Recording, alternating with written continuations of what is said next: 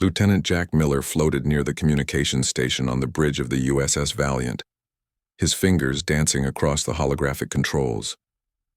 The deep hum of the ship's engines provided a constant backdrop to the nervous chatter of the crew. Everyone knew what was happening above Earth right now would change human history forever. "Anything new, Lieutenant?" Captain Olivia Hayes asked, her voice steady despite the tension that lined her face. "The alien signals are becoming clearer, Captain. I think I'm close to decoding their language patterns," Jack replied, not taking his eyes off the data streams flowing across his screen. It had been 18 hours since the massive ships appeared in Earth's orbit. 18 hours of panic, excitement, and fear spreading across the planet below.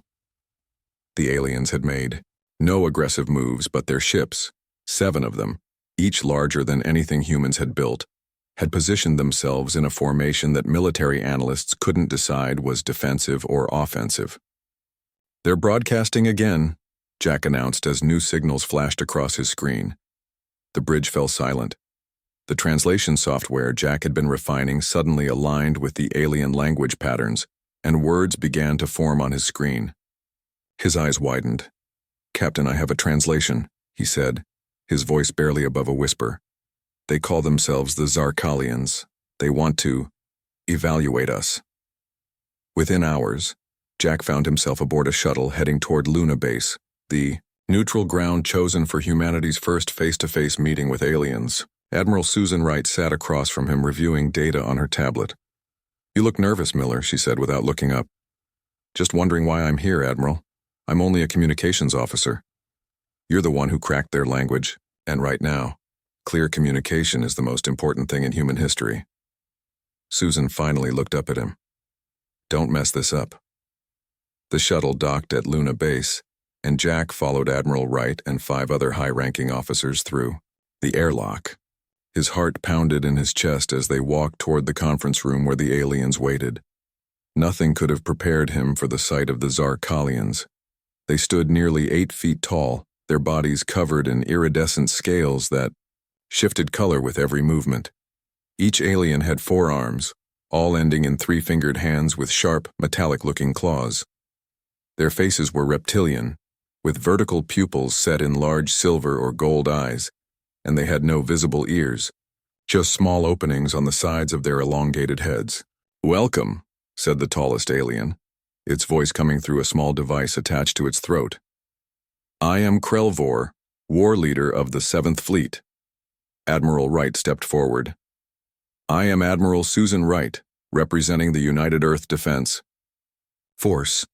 We welcome you to our solar system." Jack noticed that the aliens carried weapons, sleek, curved objects that glowed with an inner blue light. They hadn't been told to come unarmed, but then again, humans had brought their own weapons too, discreetly hidden under uniforms and in boots. "We have watched your species for many cycles," Krelvor said. "Your technological growth is impressive for such a young race, but we must determine if your emotional nature makes you suitable allies." "Allies?" Susan asked. "Against what?" "The Void Dwellers," answered Krelvor, the scales around his neck darkening to a deep purple. "They consume all in their path. They will reach your system within 5 of your years." The meeting continued for hours. Jack found himself translating nuances the machines missed, earning approving nods from both humans and aliens. As the initial tension eased, the discussion turned to cultural exchange.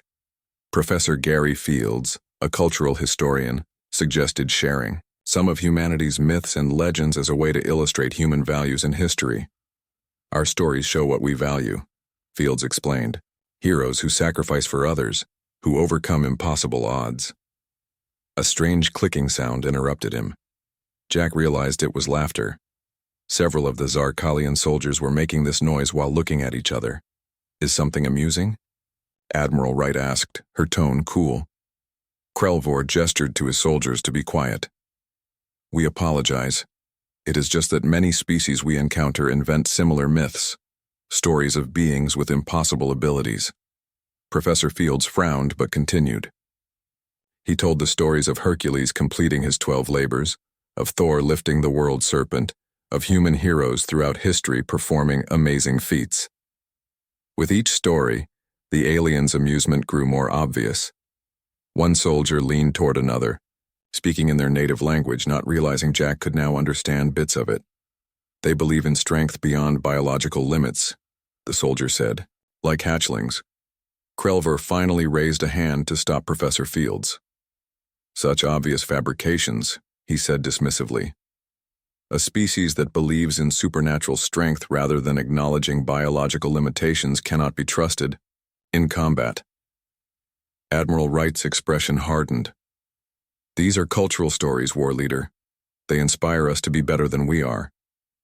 "They inspire you to believe lies," Krelvor replied. "Reality has limits. A warrior must know these limits to be effective." The tension in the room grew thick. Jack glanced around at the aliens and noticed something odd. One soldier, standing behind Krelvor, wasn't laughing or showing any signs of amusement. This alien had silver eyes unlike the gold of his companions, and he watched the humans with unusual intensity. When Professor Fields mentioned ancient battles where outnumbered human forces had prevailed against overwhelming odds, this silver-eyed soldier tilted his head slightly, as if listening more carefully. "Perhaps we should move on to practical matters," Admiral Wright suggested, sensing the growing friction. "Our scientists have prepared reports on our technological capabilities that might interest you." As the meeting shifted to technical discussions, Jack continued to notice the silver-eyed soldier. Unlike his comrades, he remained silent during the mockery. When Jack caught his eye, the alien held his gaze for a moment longer than seemed comfortable. Later, as the first meeting concluded and arrangements were made for continued talks, Jack overheard two Zarkalian soldiers speaking to the silver-eyed one. "Why so quiet, Mektal? Do these soft creatures interest you?" The silver-eyed soldier, Mektal, replied in a low voice. "We should not be quick to judge what we do not understand." As the human delegation prepared to return to their shuttle, Jack found himself standing near Mektal. The alien looked down at him. "You understand more of our language than you reveal, translator," Mektal said quietly. Jack felt a chill run down his spine. "I'm just doing my job." "As am I," the alien replied. "But sometimes what we witness conflicts with what we are told to believe." With that cryptic statement, Mektal turned and followed his companions. As the shuttle departed Luna Base, Admiral Wright sat beside Jack. "What do you make of them?" she asked. Jack thought for a moment. "They're warriors through and through. They respect strength and look down on what they see as weakness." He paused. "But that one with the silver eyes, Mektal, he's different somehow." "Different how?" Jack shook his head. "I'm not sure yet. But I think there's more to their mockery of our myths than simple disbelief." As Earth grew larger in the shuttle's viewport, Jack couldn't shake the feeling that humanity's greatest test was just beginning. The cultural exchange program was Admiral Wright's idea. If humans and Zarkalians were going to fight side by side against the Void Dwellers, they needed to understand each other beyond formal meetings. The plan was simple. A small group of humans would visit the Zarkalian flagship, while several alien soldiers would tour Earth's major military bases. Lieutenant Amy Porter stood at attention as the transport shuttle landed at the Nevada Desert Training Facility. She had been chosen to guide one of the aliens through the Marine Combat Training Center, and she wasn't happy about it.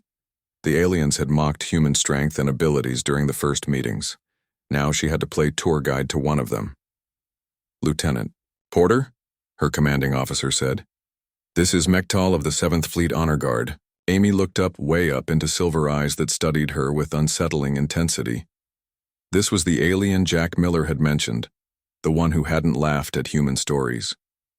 "Welcome to Earth," Amy said, keeping her voice professional. "I'll be showing you our training methods today." Mektal bowed slightly, all four of his arms performing a complex gesture. "I am honored by your guidance, Lieutenant Porter." His translator device made his voice sound almost human, but there was a strange musical quality to it that the machine couldn't filter out. Amy led Mektal through the base, showing him the obstacle courses, firing ranges, and training areas. Other Marines stopped to stare at the tall alien, but quickly returned to their duties under Amy's sharp glare. "Your soldiers are smaller than I expected," Mektal commented as they watched a group run through drills. Amy felt her jaw tighten. "Size isn't everything in combat." "No," Mektal agreed, surprising her. "But it is significant. Your species compensates well for your fragile form, but you cannot overcome biological truth. Our warriors train from hatching. We have genetic modifications spanning 30 generations." Amy stopped walking and turned to face him. "Would you like to see how fragile we are?" she asked, gesturing toward the sparring area where Marines were, practicing hand-to-hand combat. Mektal's scales shifted from green to a bluish tint that Amy couldn't interpret. "You wish to engage in combat practice with me?" "Just a friendly match," Amy said with a smile that didn't reach her eyes. "Cultural exchange, right?" The sparring area cleared quickly as word spread. Marines formed a circle around the mat and Amy saw money-changing hands as bets were placed. Great, she thought, no pressure at all. Mektal removed his outer armor, revealing a body covered in scales that shifted color like oil on water. Amy removed her jacket and stood in her tank top and combat pants. "I will restrict myself to 2 arms, Mektal said, folding his lower set of arms behind his back, "and I will not use full strength." "How considerate," Amy replied dryly. They circled each other slowly. Amy knew she was at a disadvantage in reach, weight, and probably speed too. But she had been underestimated before. Mektal struck first, a quick jab that Amy barely dodged. She countered with a leg sweep that the alien jumped over easily. They exchanged more blows, with Amy blocking or avoiding most of Mektal's strikes and landing a few hits of her own that seemed to have little effect. Then Mektal moved with surprising speed, grabbing Amy's arm and flipping her onto the mat. She rolled with the impact and sprang back to her feet, earning murmurs of approval from the watching Marines. The match continued for several minutes. Amy was tiring, but she refused to give up. When Mektal reached for her again, she used his momentum against him, stepping inside his guard and landing a solid punch to what she hoped was a vulnerable area near his throat. The alien stumbled, back his scales flashing bright yellow. There was a moment of silence, then a low rumbling sound came from Mektal that the translator didn't catch. "Did I hurt you?" Amy asked, suddenly concerned about causing an interspecies incident. "No," Mektal said. "That was, appreciation. You fight well for a human." The match was declared a draw, though Amy knew Mektal could have won if he had used his full strength and all 4 arms. Still, she had impressed him, and that felt like a victory. Later that evening, the base held a campfire gathering with off-duty personnel and their alien visitors. It was meant to be informal, a chance for soldiers of both species to relax together. Captain Frank Howard, a veteran with 30 years of service, was telling war stories to a mixed group of humans and Zarkalians. Amy sat nearby, noticing that Mektal had positioned himself at the edge of the group, listening intently. "My grandfather fought in the Middle East conflicts," Frank was saying. "He told me a story I'll never forget. Their transport hit a roadside bomb. The jeep flipped over, trapping 3 men underneath. My grandfather, who wasn't a big man, somehow lifted that jeep enough for the others to pull those men out." The aliens exchanged glances, and then one of them made that clicking sound of laughter. "More myths," the alien called out. "Humans and their impossible heroes." Frank's face reddened. "It's not a myth. It happened." "A human lifting a vehicle," another alien said. "Perhaps in your stories, but not in reality. Our scientists have calculated the maximum force your muscles can generate." Amy watched Mektal, who remained quiet, staring into the flames. His scales had taken on a deep blue color. "There are documented cases," a human scientist named Paul Green argued. "Under extreme stress, humans can temporarily exceed their normal physical limitations. We call it hysterical strength." "Hysteria?" "Yes, that explains much about your species," an alien officer replied, causing more clicking laughter. The mood around the campfire grew tense. Amy was about to speak when Mektal stood up. "I wish to learn more about this concept," he said, silencing his fellow Zarkalians. "Explain how this functions." Paul looked surprised, but pleased. Well, it's related to our adrenal response. In times of extreme stress, particularly when someone else is in danger, the human body can temporarily override certain limitations. Mothers lifting cars to save trapped children, that sort of thing, for the safety of others. Mektal repeated slowly. Not for combat or personal glory. Exactly, Paul said. It's not something we can control or train. It just happens. Mektal nodded and returned to his seat without another word. The other aliens seemed uncomfortable with his interest, and soon the gathering broke up. As Amy walked back to her quarters, she heard footsteps behind her and turned to find Mektal following her. Lieutenant Porter, he said, his voice lower than before. I have a question that I would not ask in front of the others. Amy crossed her arms. What is it? These stories of humans performing impossible feats to save others, Mektal said, his silver eyes reflecting the base's lights. Do you believe them? I do, Amy replied without hesitation. I've never experienced it myself, but there are too many accounts from reliable sources to dismiss them all. Mektal was silent for a long moment. Your species is puzzling, he finally said. Your bodies are weak, yet you believe you can temporarily become strong. It defies logic.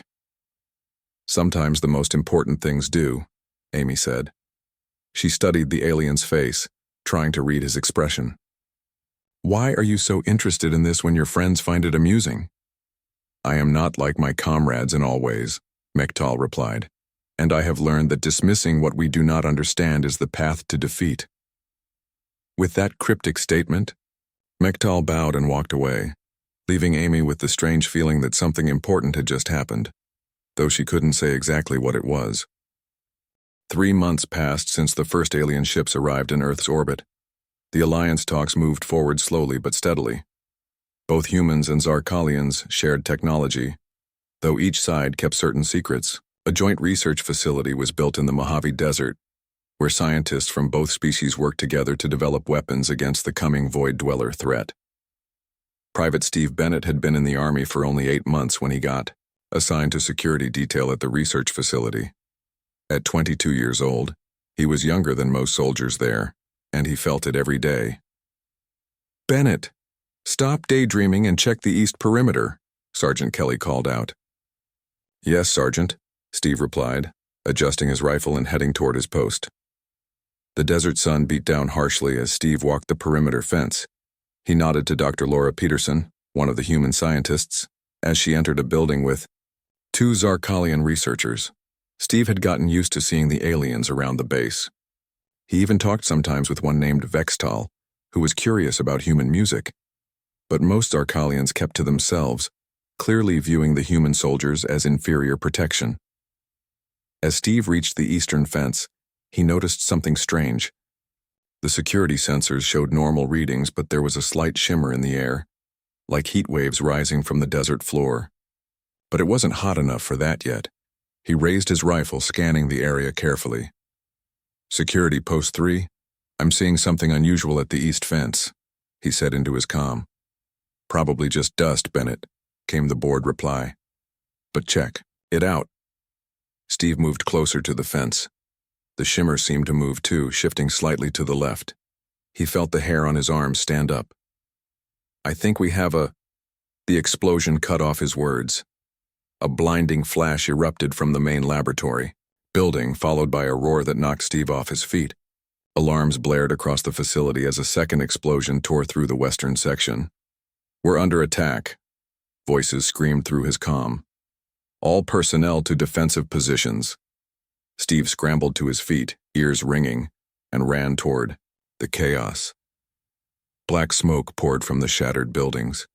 He spotted shadowy figures moving through the smoke, not human, not Zarkalian, but something else. They seemed to bend the light around them, making them hard to see clearly. Void Dwellers, a deep voice said beside him.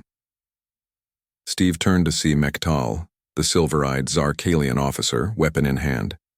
They have found us sooner than expected. Gunfire and energy weapons lit up the smoke. Steve raised his rifle and fired at one of the shadowy figures. It twisted unnaturally, then kept moving. "Regular weapons have limited effect," Mektal said. "We must reach the wounded." They ran toward the destroyed laboratory. Other human soldiers and Zarkalian warriors were already evacuating survivors, carrying injured scientists away from the burning buildings. The eastern wing collapsed. A blood-covered technician gasped as they passed. "People are trapped inside." Steve followed Mektal toward the eastern wing. The building had indeed collapsed. The roof caved in and walls crumbled into concrete and steel heaps. They could hear screams coming from inside. A group of Zarkalian soldiers were trying to use their technology to lift the debris, but Steve could see that their equipment had been damaged in the blast. "Our lifters are not functioning," one alien warrior reported to Mektal. "We have called for equipment from the ship, but it will take time." "We don't have time," Dr. Peterson said, her face streaked with dust and blood as she joined them. "The secondary reactors are unstable. If they go, everyone within 100 yards will be exposed to lethal radiation." As if confirming her words, a shrill alarm began to sound from inside the collapsed building. "Radiation warning," Dr. Peterson explained grimly. "We have minutes, not hours." Steve looked at the rubble. Through a small gap he could see movement inside. People still alive, trapped beneath a massive concrete support beam. "How many?" he asked. "3 scientists," Dr. Peterson replied. "2 of ours, 1 Zarkalian." The Zarkalian soldiers were arguing about what to do. Their translator devices couldn't keep up with their rapid speech, but Steve understood they were debating whether to try to save the trapped scientists or retreat to a safe distance before the reactors failed. Without thinking about it, Steve dropped his rifle and moved toward the gap in the rubble. "Bennett, what are you doing?" Sergeant Kelly shouted. "There are people in there," Steve replied simply. He squeezed through the gap into the collapsed building. Dust filled the air, making it hard to breathe. The support beam, a massive piece of reinforced concrete, had fallen at an angle, pinning the 3 scientists underneath it. They were alive but couldn't move. "Help is coming," Steve told them, kneeling to assess the situation. One of the human scientists, a man with a bloody face, shook his head weakly. "The reactors, you need to get out." The warning alarm grew louder, more urgent. Steve knew what it meant. They had maybe 2 minutes before radiation flooded the area. He looked at the beam. It had to weigh at least 2 tons. No human could lift it, but if he didn't try, these people would die. Steve positioned himself with his back against the wall and his hands under the edge of the beam. He planted his feet firmly and took a deep breath. "When I lift, you pull them out," he called to the Zarkalians watching from the gap in the rubble. "Impossible," one of them replied. "You cannot lift that weight. You will injure yourself for nothing." Steve ignored them. He focused on the trapped scientists, on their faces, on the fact that they would die if he did nothing. "Ready?" he called, not waiting for an answer. He pushed. Nothing happened. Steve gritted his teeth and pushed harder, feeling his muscles strain against the impossible weight. His vision began to blur, his heart pounding so hard it felt like it would burst from his chest. Then something strange happened. A clarity came over him, a strange calm in the middle of the chaos. The faces of the trapped scientists became his only reality. He couldn't let them die. He wouldn't. With a roar that didn't sound like his own voice, Steve pushed against the beam with everything he had. The concrete moved. It shifted, rising just enough that the trapped scientists could move. The Zarkalians, despite their disbelief, rushed forward and dragged the injured scientists out. "It is clear," one called to Steve. "Release it now." Steve let go, and the beam crashed back down. His legs gave way, and he collapsed to his knees, gasping for breath. Strong hands grabbed him, pulling him out through the gap just as the secondary reactors gave their final warning beep. Outside, Steve lay on the ground, every muscle in his body screaming in pain. Through blurred vision, he saw Mektal kneeling, beside him applying something cool to his arms. "You should not have been able to do that," the alien said quietly, his silver eyes intense. "Had to try," Steve mumbled. The beam's weight exceeded your species' maximum lifting capacity by a factor of 4, Mektal continued, pressing a device against Steve's neck that immediately eased his pain. Yet you moved it. Before Steve could reply, darkness claimed him. He woke hours later in the medical facility. His body ached, but he was alive. Dr. Peterson sat beside his bed making notes on a tablet. "How are the scientists?" Steve asked, his voice rough. "Alive, thanks to you," she replied with a smile. "The Zarkalian medical team is fascinated by you. They've been running tests while you were unconscious." "Tests?" Dr. Peterson nodded. "They don't believe what you did was possible. They're looking for evidence of genetic modifications or enhancements." Steve tried to sit up, wincing at the pain. "I'm not enhanced, I just did what I had to do." "I know," she said. "And so does Mektal. He hasn't left the medical bay since they brought you in. He's been arguing with the other Zarkalians about something."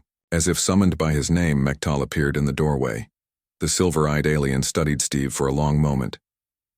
"The Void Dwellers have been driven back," he reported. "But they will return." "Did we learn anything from the attack?" Dr. Peterson asked. "Yes," Mektal said, still looking at Steve. "We learned that some myths contain truth. I witnessed it. Word spread quickly about what happened at the research facility. Human soldiers told the story of Private Steve Bennett lifting a massive concrete beam to save trapped scientists. Most humans greeted the news with pride, but not surprise. The Zarkalians, however, reacted very differently. A week after the attack, Admiral Susan Wright sat in her office at Earth Defense Headquarters, watching a video call with growing concern. The Zarkalian commander, Krelvor, appeared unusually stiff even for his species. "These accusations are troubling, War Leader," Susan said carefully. "We have never hidden anything about our biology from your scientists." "The evidence suggests otherwise," Krelvor replied. His scales had darkened to a deep purple, which Jack Miller had told her indicated suspicion or anger. "The human soldier performed an act beyond your species' capabilities. Our calculations are precise. As I've explained, human strength can temporarily increase under extreme stress. It's well documented. Convenient explanations for genetic modifications you have not disclosed," Krelvor said. "The Alliance Treaty requires complete transparency. This brings all negotiations into question." Susan fought to keep her expression neutral. "I understand your concerns, but I assure you we have been completely honest. Perhaps your calculations don't account for all aspects of human biology." The call ended with Krelvor promising to reconsider the Alliance parameters. Susan leaned back in her chair, exhaling slowly. Things had been going reasonably well until the incident with Private Bennett. Now the Zarkalians were pulling back, canceling joint training exercises and restricting access to their technology. There was a knock on her door, and Lieutenant Jack Miller entered, looking tired but alert. "You wanted to see me, Admiral?" "Yes, Jack. I need your insight on the Zarkalians. You've spent more time translating their language and observing them than anyone else." Jack sat down across from her. "They're deeply disturbed by what Private Bennett did. It contradicts their understanding of human capabilities. But why are they so suspicious? Why not just accept that they were wrong about our limitations?" Jack considered this. "Their society is built on genetic certainty. For 30 generations, they've been modifying themselves to be perfect warriors. The idea that an unmodified human could outperform their calculations challenges their entire worldview. So they'd rather believe we're lying than admit they might be wrong," Susan said. "Basically, yes, but there's something else."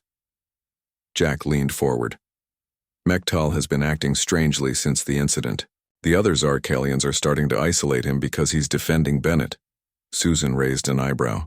"Defending him how?"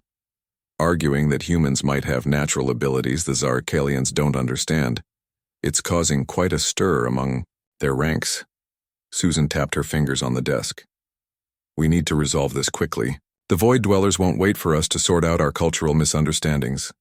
3 days later, a formal meeting was arranged aboard the Zarkalian flagship. Susan led a small delegation that included Jack, Dr. Peterson, and a still-sore private. Bennett, who looked uncomfortable in his dress uniform. The Zarkalian ship was enormous, with curved corridors and high ceilings designed for the tall aliens. The air had a slight metallic taste that made Jack's tongue tingle. They were led to a large chamber where Krelvor and several high-ranking Zarkalians waited. The room was arranged like a court, with the humans positioned in the center while the aliens sat in elevated seats around them. "This meeting will address the evidence of human genetic modification," Krelvor began without preamble. "Our science division has completed their analysis of Private Bennett's medical data." A Zarkalian scientist stepped forward, projecting complex diagrams into the air. "The human shows no obvious signs of enhancement, but there must be modifications, too subtle for our current detection methods." "There are no modifications," Dr. Peterson said firmly. "We've submitted all our genetic research as required by the treaty. Humans simply have this ability to temporarily exceed normal limitations in extreme situations. An ability that conveniently cannot be measured or predicted," another Zarkalian commented. "How useful for hiding your true capabilities." The discussion grew heated. The Zarkalians presented calculations showing that no human should be able to lift the weight Bennett had moved. The humans tried to explain concepts like adrenaline, hysterical strength, and the documented cases of people performing seemingly impossible feats to save others. Neither side was convincing the other. Jack could see the frustration on Susan's face as she realized the alliance might fail over this misunderstanding. Suddenly, the chamber doors opened. Mektal entered, breaking protocol. The room fell silent at this unexpected interruption. "War leader," Mektal said formally, bowing to Krelvor. "I request permission to speak on this matter." Krelvor's scales flickered with surprise and annoyance. "You were not summoned to this council, Officer Mektal. Nevertheless, I have information relevant to the discussion." The room remained silent as Krelvor considered this breach of protocol. Finally, he nodded once. "You may speak." Mektal moved to the center of the chamber, standing near the humans, but addressing the Zarkalian Council. "I witnessed what Private Bennett did," he said, "and it was not the first time I have seen such a thing." Murmurs spread through the chamber. Krelvor leaned forward. "Explain." Mektal's silver eyes swept around the room. "What I am about to say will surprise many here. I am not, as most believe, 120 cycles old. I am 587 cycles old." The chamber erupted in shock. Jack quickly translated for the confused humans. "He's saying he's much older than anyone thought. 587 of their cycles would be about 500 Earth years." Krelvor's scales had gone pale. "This is impossible. No Zarkalian lives beyond 200 cycles. I am from the first generation of extended lifespan. Modifications," Mektal explained. "The program was discontinued because of memory problems in subjects. I alone survived without degradation." He turned to face both delegations. 500 Earth years ago, my scout ship crashed in a northern region of Earth, what humans called Norway. I was badly injured.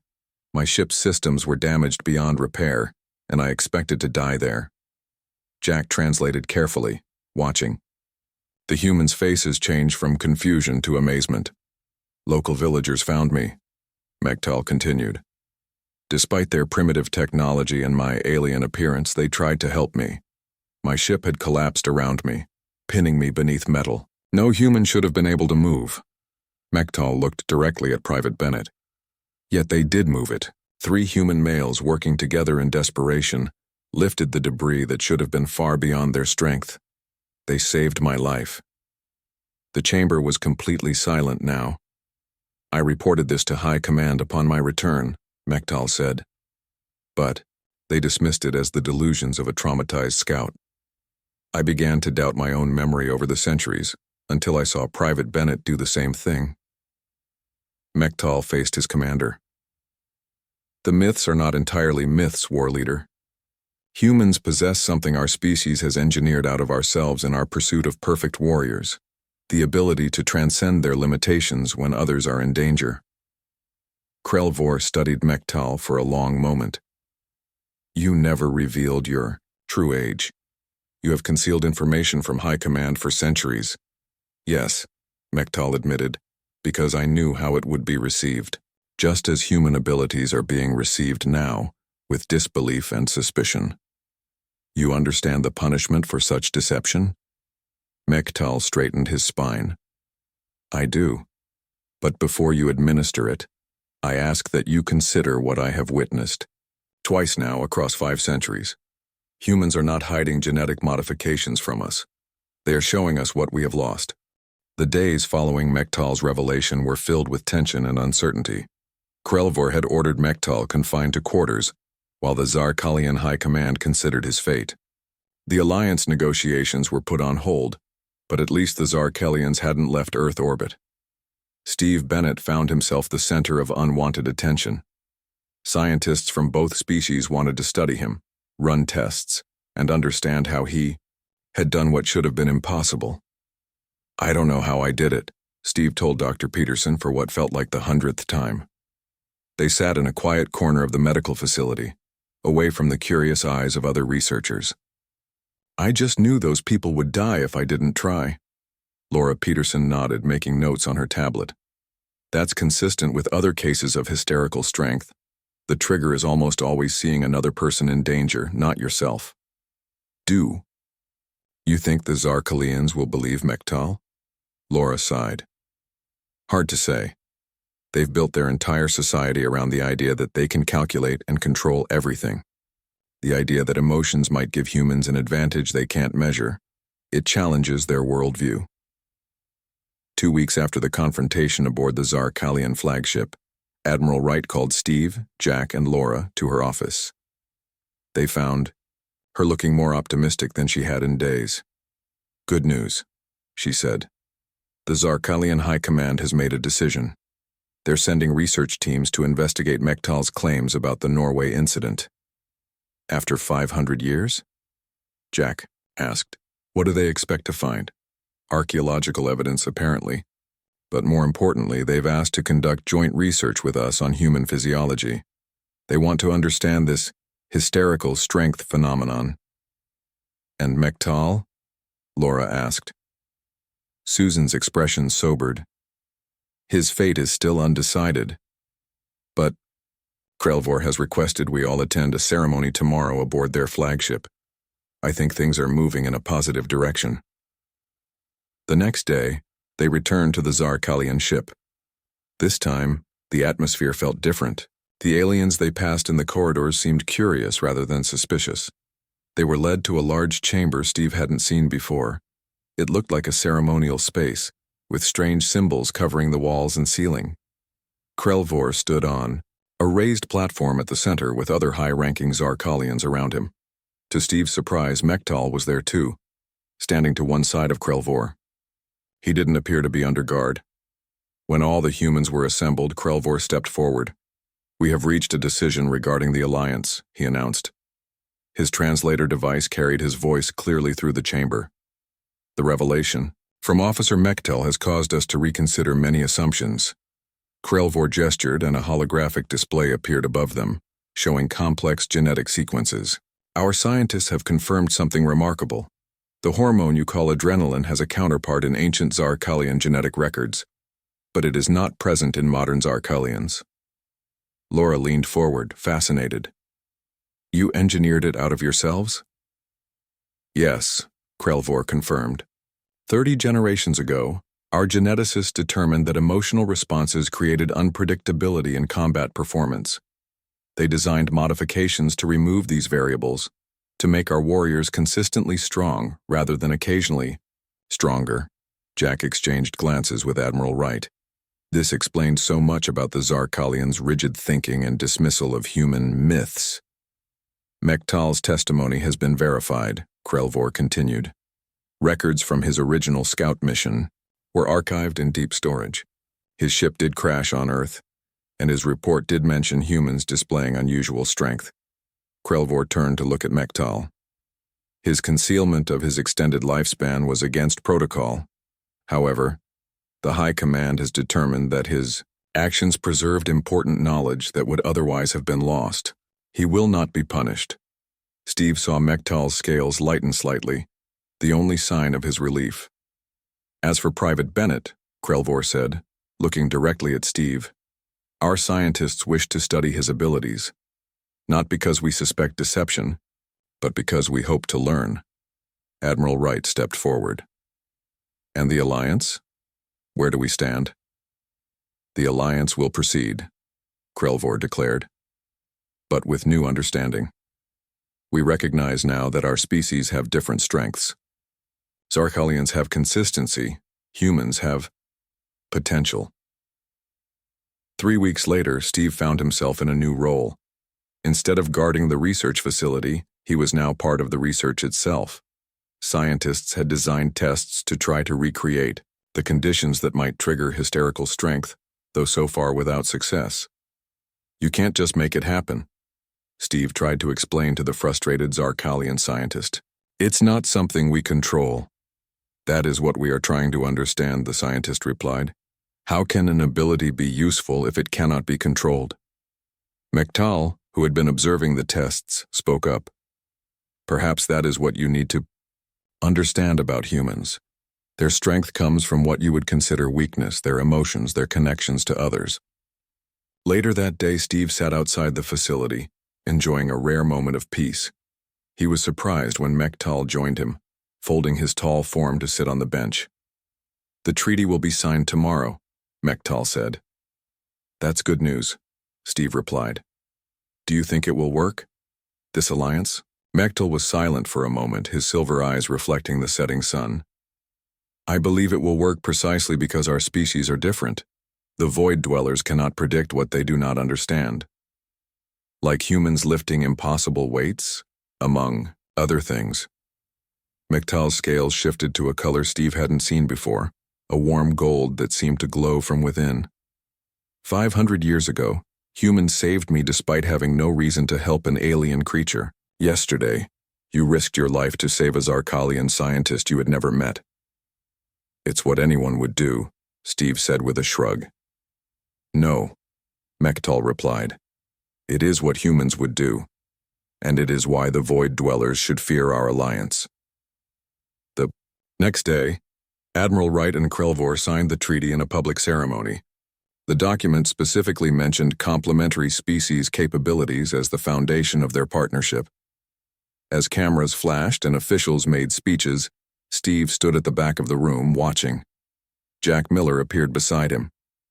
How does it feel to be the human who changed an alien species' entire perspective on humanity? Steve smiled. Honestly, kind of strange. I was just doing my job. Maybe that's the point Mektal was trying to make, Jack said. What's ordinary for us was extraordinary to them. After the ceremony, Mektal approached Steve. The silver-eyed alien held out one of his 4 hands in the human gesture of a handshake that he had learned. My people asked me to serve as liaison to Earth, Mektal said. I will be remaining here to continue studying human capabilities. Steve shook the alien's hand. Looking for more myths to witness firsthand? Not myths, Mektal corrected.